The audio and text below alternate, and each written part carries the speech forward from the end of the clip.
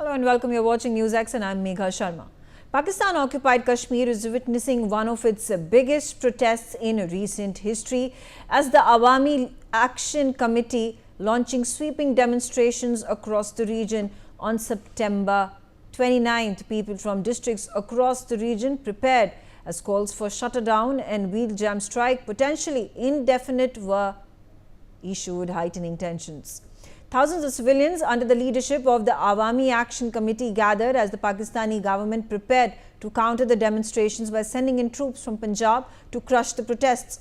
Internet was shut down. It was ordered across Pakistan-occupied Kashmir. In Muzaffarabad, a sea of people could be seen gathering as the widespread demonstrations kicked off. This, of course, came as the committee, which is a civil society alliance, rallied through under its banner, citing decades of political marginalization and economic neglect. Also in Muzaffarabad, the Lal Chowk market was completely shut down as the swarm of demonstrators initiated a blockade. Protesters demanded a 38-point charter, including structural reforms such as the abolition of 12 legislative seats in the PoK assembly reserved for Kashmiri refugees living in Pakistan, which locals argue undermines the representative governance. Other priorities include subsidized flour, fairer power tariffs tied to the Mangla hydropower project, and implementation of a long-delayed reform promised by Islamabad. As Pakistan sent in police personnel to control the situation, shocking visuals showed protesters capturing the personnel brought to subdue them. Authorities have responded with a show of strength in recent days, with heavily armed convoys staging flag marches throughout major Pakistan-occupied Kashmir towns, while thousands of troops were moved in from Punjab. On Saturday and Sunday, the Pakistan police sealed entry and exit points of key cities, with surveillance stepped up around sensitive installations. Even as the Pakistani army tried to stop Kashmiri protesters by placing massive containers on Palak Bridge in the Diyal area, protesters, thousands in number, came together to throw the containers off the bridge and into the river. With the situation moving out of control, additional forces failed to quell protesters who raised slogans against the government.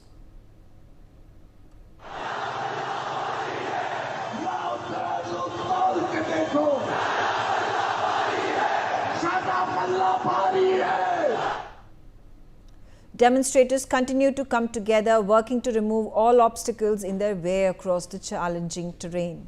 There are at least 8 civilians that have lost their lives so far, with several others left injured as Pakistani forces continue to use force on the third consecutive day of these protests. Those who are fighting for their rights, however, refuse to be bowed down, rallying against the government, calling those behind uniforms the reason for the reign of terror in the region.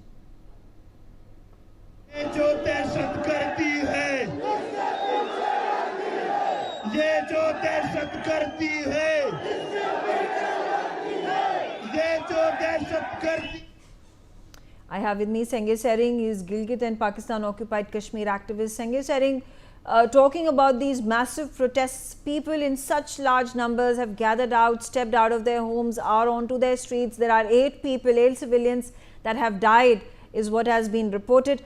What makes this protest different from the past protests that we have seen in PoK? Good morning. Thank you for having me. Good morning to all the panelists. It's an honor to join our esteemed guest in such a good company here.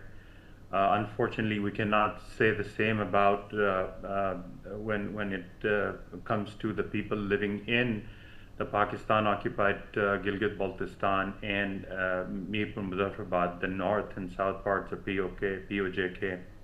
They're not in good company.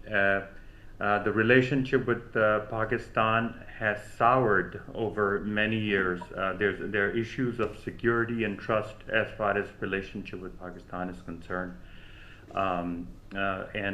It is under the circumstances that the people who had high hopes from Pakistan and they wanted Pakistan to be a benign state as a Muslim nation, to take care of their needs, to provide them with all the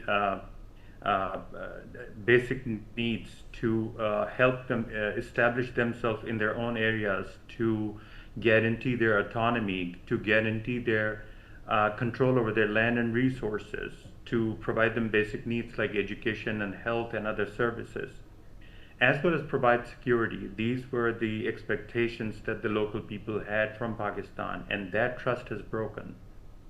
And they have eventually realized that Pakistan is a country that is there to loot local resources. It's a country that is occupying Gilgit-Baltistan as well as Mirpur and Muzaffarabad.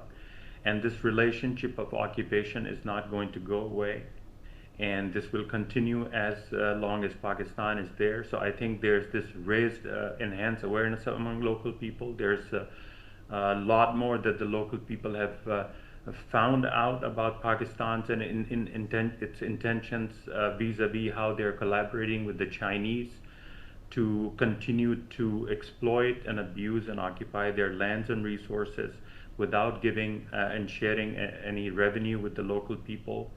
And this time, when local people wanted, there are 38 demands that we all know, and the local people wanted Pakistan to take them seriously, to be honest and trustworthy when they are, and that expectation has broken as well, and Pakistan has failed to fulfill any of those demands in true spirit that were, the local people have been protesting for a very long time. It's been several years. So this time, I think local people wanted to raise their voice in a much more forceful manner on 29th of September. As we all know, they wanted to go out on the streets in a peaceful manner.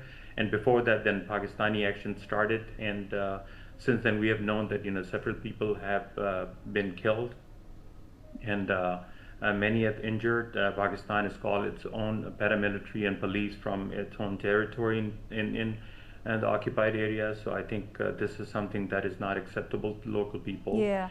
Also talking about the 38-point charter that has been the focal point of these protests that have gathered such a momentum.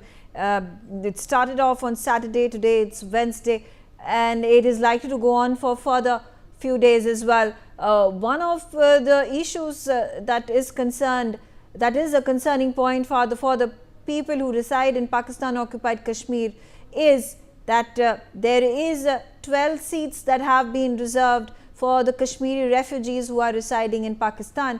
If you could shed more light into the reasons for having differences with the Pakistani government over this.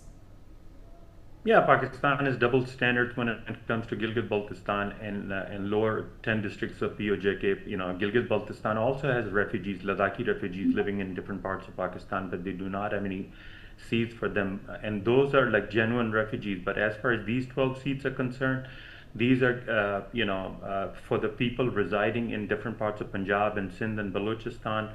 They are usually engineered, through electioneering and awarded to people who are very close to Pakistani security agencies. Then these people are then selected and sent to so-called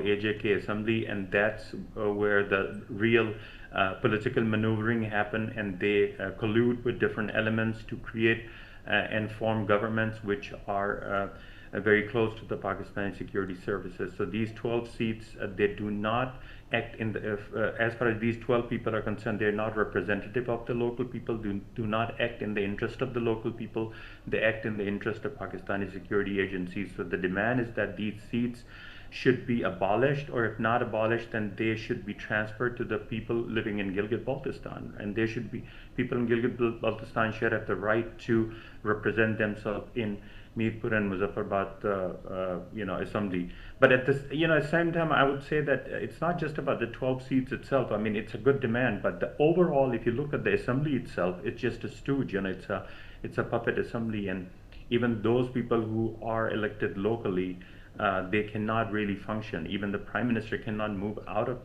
POJK without the permission of the local security, Pakistani security services. So. What is expected by the people of Pakistan occupied Kashmir, when they have come out in such large numbers. They are demanding for their fundamental rights to be provided by the government. We have seen in the several years that have passed by that the Pakistani forces are able to successfully quell these protesters every single time. What is expected this time around? Well, the quelling might happen, but the anger and the hate against Pakistan continues to grow, and it grows among the youth. So the number of people who have more realization of the evil, cruel role of Pakistan, that number has gone up. So the expectations, there's not much that Pakistan would do or can do, because Pakistan is dead set against on granting local economy. Pakistan is dead set against on stopping the abuse of the local resources. Pakistan is dead set against on refusing the reunification of the upper and lower districts of PoK, all the 20 districts, 10 in Gilgit-Baltistan and 10 in southern part of PoK. I mean, they're not going to go and respect and honor the demands of the local people, because that would only lead to more autonomy, and that's exactly what Pakistan is really fearful of. So that would only mean that we have to realize that eventually this land is India's land.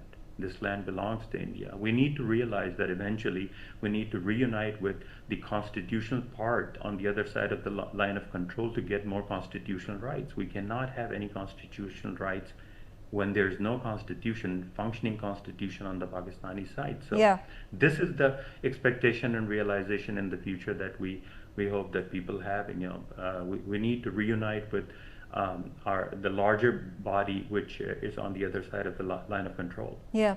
Sangeet Saring, stay on with me. I'm also being joined by Amjad Ayub Mirza. Amjad Ayub Mirza, quickly a reaction from you with regards to what is it that this protest is going to, in terms of achieving the goal that they have set out for themselves. They have been fighting for their freedom. They have been fighting for their fundamental rights. At this point of time, it's a dismal situation that has gone on for far too long. How do you think India can support the people of PoK in their time of dire need? Well, thank you very much. And I've seen Sangeet ji after a very long time. Last time I met him was a few years back in Geneva, and it's very nice to listen to Sangeet.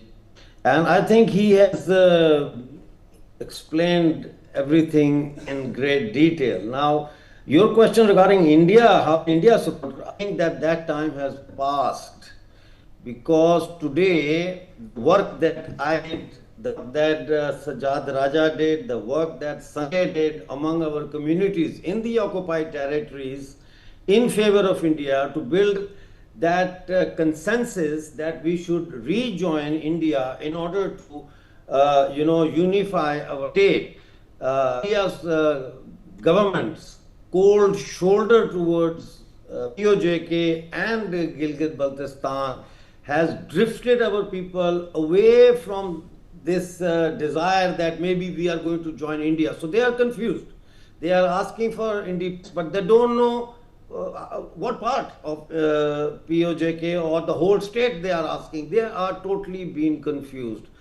Amit Shah ji, who is the Home Minister of India, is also the Home Minister of PoK and Gilgit-Baltistan.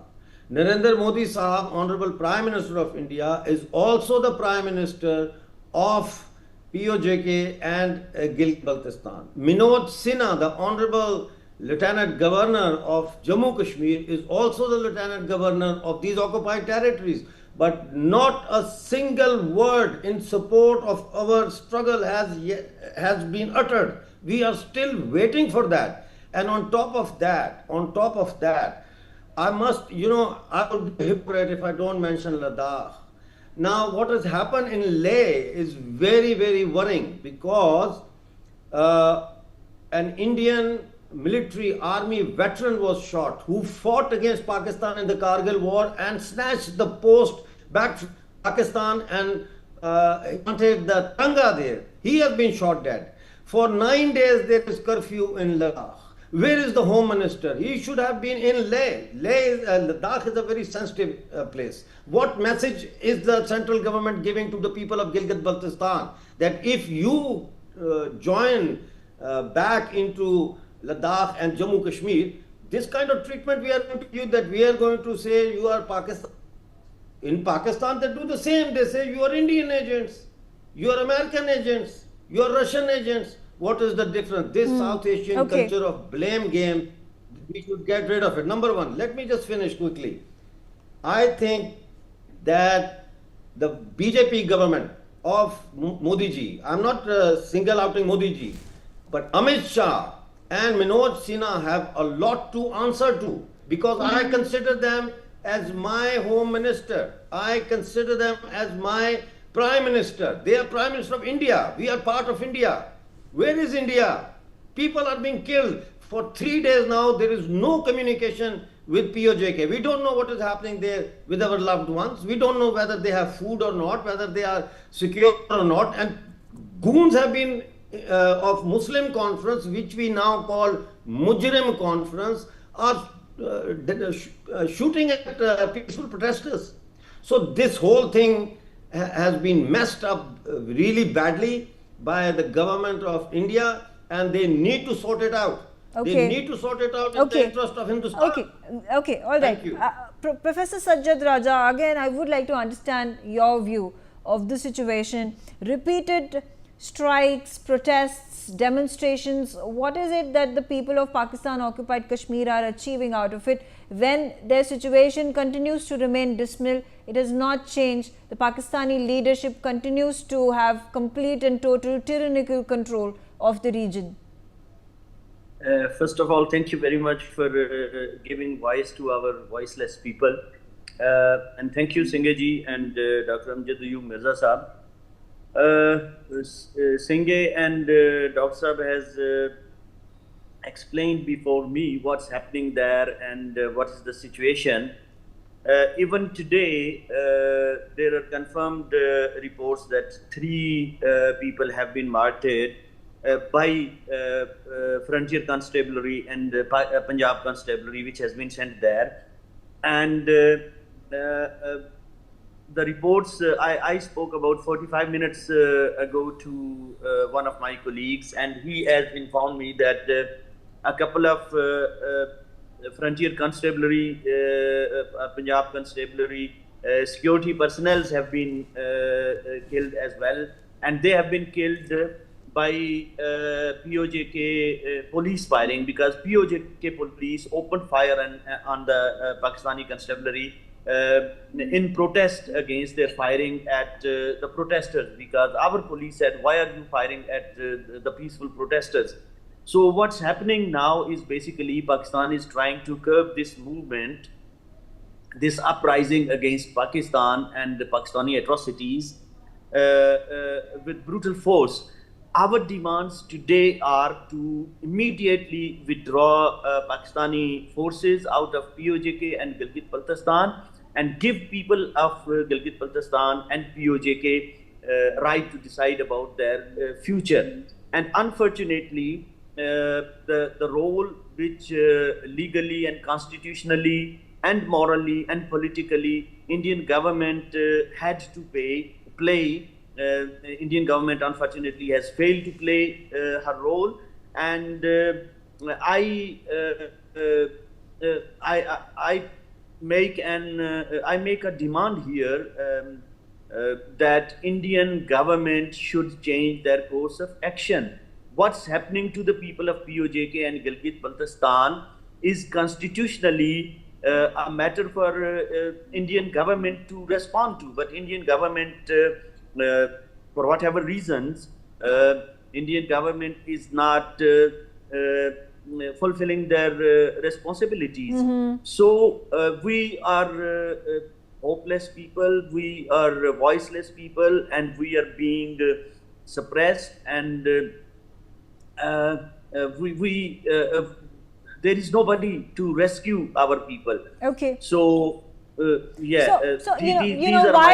we understand the disgruntlement, the complete helplessness of the people in Gilgit-Baltistan, in Pakistan-occupied Kashmir, Muzaffarabad. What is it that should be the next plan of action?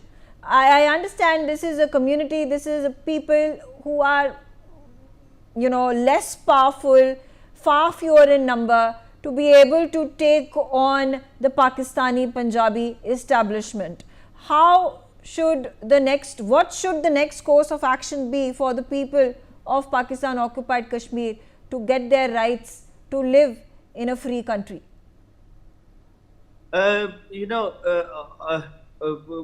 We think the UN resolutions are there, but unfortunately India, for their own reasons, India doesn't recognize those UN resolutions. And UN resolutions clearly state that Pakistan should withdraw her army and her personnel, her civilians who have been sent there as land officers and as administration should be withdrawn from PoK and Gilgit-Baltistan. So I think we should be given diplomatic support and in the United Nations, in Brussels, in London, and all powers of international politics. They should be approached and they should be asked to help, and they should be asked to stand up for the people of Pakistani occupied Jammu and Kashmir, for their rights and for their demands. And this will never be resolved unless and until Pakistani occupying forces are withdrawn, and that can only be done with international pressure and with coordination and with cooperation, working with the international community. We are trying our best wherever we are, but unfortunately we don't see anything from India. Yes, Taslima Akhtar is also on the telecast with me. Taslima, let's hear it from you. Do you think these international organizations, the United Nations in particular, have become toothless in being able to make a concrete contribution with regards to the human rights, development and welfare of the people? Now, whether it is about Pakistan occupied Kashmir or for that matter the civilians that are being killed in Gaza. First of all, I would like to thank you very much, your channel, your viewers and subscribers. Jai Hind to all of you. मैं ये कहना चाहूँगी कि shame for Pakistan, Azim Munir, Shahbaz शरीफ, कि आए दिन हमने देखा है कि पाकिस्तान ऑक्युपाइड जम्मू कश्मीर के इनोसेंट पब्लिक पर कितना तशद्दुद वो करते हैं। आप देखो कि एक मतलब आम पब्लिक की डिमांड क्या थी, अपने बेसिक राइट्स और फंडामेंटल राइट्स को डिमांड करने पे उन पर इतना तशद्दुद वायलेशन उन्होंने क्रिएट करी है पाकिस्तान स्पॉन्सर्ड सो कॉल्ड जो वहां पर बैठे हैं आज़िम मुनीर। तो आप देखिए गाजा की हालत बना रखी है उन्होंने वहां पर पाकिस्तान ऑक्युपाइड जम्मू कश्मीर में। पाकिस्तान ऑक्युपाइड जम्मू कश्मीर डेफिनेटली हमारा हिस्सा है, इंडियन जम्मू एंड कश्मीर का हिस्सा है। इंडियन जम्मू एंड कश्मीर के लोग कभी चुप नहीं रहेंगे, हम मरते दम तक उनका साथ निभाएंगे देंगे, क्योंकि पाकिस्तान जबरन तौर पर काबिज हुए हैं उन पर। उन्होंने कोई बाय चॉइस पाकिस्तान नहीं चुना था, इसलिए हमें हक है पाकिस्तान को रोकने का। हमें अगर इंटरनेशनल लेवल पर भी उसकी बात छेड़नी पड़ेगी, डेफिनेटली हम रेडी हैं उसके लिए। आप देखो अभी रिसेंटली जहां पर जो हो रहा है, नेपाल में जो भी हुआ, उसके आगे उसके पीछे भी हाथ है पाकिस्तान का, आज़िम मुनीर का डेफिनेटली, क्योंकि वो बड़ी एक टेरर इंडस्ट्री बन चुकी है अब पाकिस्तान। अच्छा, कितना ये करेंगे हम, इतना बर्दाश्त उनको नहीं कर सकते कि हमारे अपनों के साथ वो वहां पर POK में खून की नदियां बहा देंगे और हम यहाँ पर तमाशा उनको देखेंगे, बिल्कुल भी नहीं। पाकिस्तान ऑक्युपाइड के इनोसेंट लोगों को घबराने की कोई भी जरूरत नहीं है, क्योंकि पूरा इंडियन जम्मू एंड कश्मीर उनके साथ है और हम हमेशा उनका साथ निभाएंगे, हमारा हिस्सा है। और कैसे साथ है, कैसे साथ है बताएं आपको, कितने परसेंट हुए हमारे लिए जम्मू कश्मीर में? ये देखिए, यहाँ पे बैठ के ना बातें करना बहुत आसान है, प्रैक्टिकल बताएं आपने क्या किया है। साथ है क्यों नहीं, आप देखो जब भी पाकिस्तान ने तशद्दुद कुछ भी करा है, इंडिया ने हमेशा साथ दिया, ऐसी बात नहीं है। आप देखो कि वहां वो टेरर, जब तक पूरी वर्ल्ड यूनाइट नहीं हो जाएगी अगेंस्ट पाकिस्तान टेरर इंडस्ट्री को, मुझे नहीं लगता पाकिस्तान तब तक सुधर सकता। उन्होंने अपने लोगों का जीना हराम कर दिया है, इस्लाम के नाम पर बड़ी बड़ी ऑर्गेनाइजेशन, टेरर ऑर्गेनाइजेशन खोल के रखी है। अपने, हमें उस चीज का भी दुख है, अपने आम आवाम जीने वहां पर नहीं देते, उनका जीना दुश्वार कर दिया है। Okay. So then, okay. अच्छा, मैं ये मुझे अभी you know what, मुझे that's, अभी you know, I have just received a message from POJK. Today's death toll. Raja Khurshid, police officer from Dheerkot, has been killed by Pakistani constabulary firing. Ansar Javed, teacher from Dheerkot. Ahsan Shah from Dheerkot, Kadir from Dheerkot, Farhan from Muzaffarabad, and Awais from Muzaffarabad. These are confirmed deaths, and many more names are not confirmed yet. 30 plus are seriously injured in Dheerkot. This is just now I have received message from one of my friends from ground zero. Okay. So Yeah. this is what's happening. Yeah. Okay, let me just jump in for 1 second. Right? Raja Saab, please forward me this information so that we can broadcast it. And this beautiful, honorable The our Dial, daughter who is the sitting Dial, here. the Dial is facing the same situation. That is another message that is not included in this list. So they will update the list. Yeah, completely unfortunate. Yes, there have been killings that have been reported. We have been reporting on our channel constantly, day after day, hour after hour, constantly focusing every single thing that is happening on the ground. Sengi Sering, again, you know, the question remains moot. What is the solution? We have been asking this question again and again for several years together. There seems to be no concrete support coming in from India. There is only moral support that India continues to give. Yes, there have been a number of seats that have been reserved in Jammu and Kashmir for Pakistan occupied Kashmir refugees, as it's symbolic, but how far does symbolism go in actually retaining, helping, ensuring that the people's rights are protected? Symbolic seats, if they cannot really help the people of Gilgit-Baltistan or Mirpur, Muzaffarabad, why cannot they have any true representation from the region and allow them to go and join their other members in Srinagar or Ladakh, for instance? Why cannot we have this kind of true representation? So I think that is one point that is really important to ensure legal representation to the people of POJK, all 20 districts of POJK in the Jammu and Kashmir Assembly, as well as in Ladakh. So unfortunately, the international community and India, the way they are, their relationship is evolving, is also creating a lot of challenges at this point, I would say.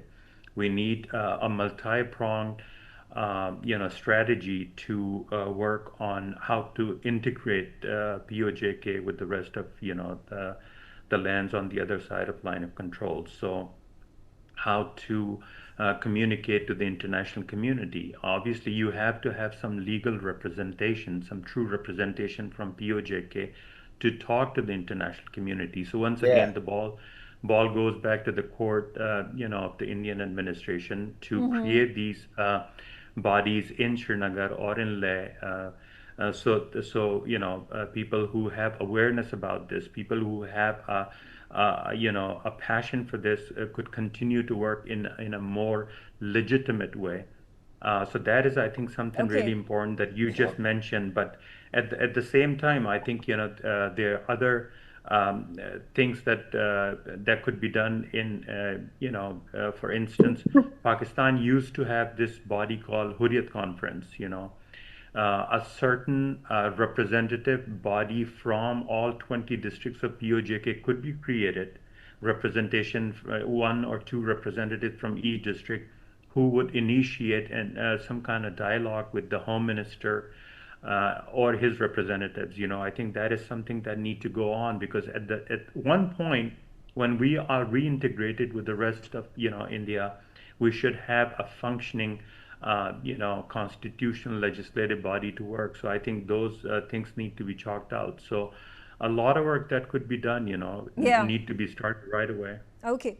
Okay, I'm out of time, but I thank all of you, Sengir Sering, Professor Sajjad Raja, Amjad Ayub Mirza and Taslima Akhtar for joining me, sharing your views. We'll keep a close eye on these protests because Pakistan leadership, the establishment has not been able to quell these protesters even after having shooting them on sight. There are several civilians that have died, but that has not dissuaded the protesters from protesting, from demonstrating, and that goes on to show how unhappy, disgruntled and helpless they are living in the tyranny of the Pakistani leadership. On that note, I slip into a short break. Thanks for watching Newsx.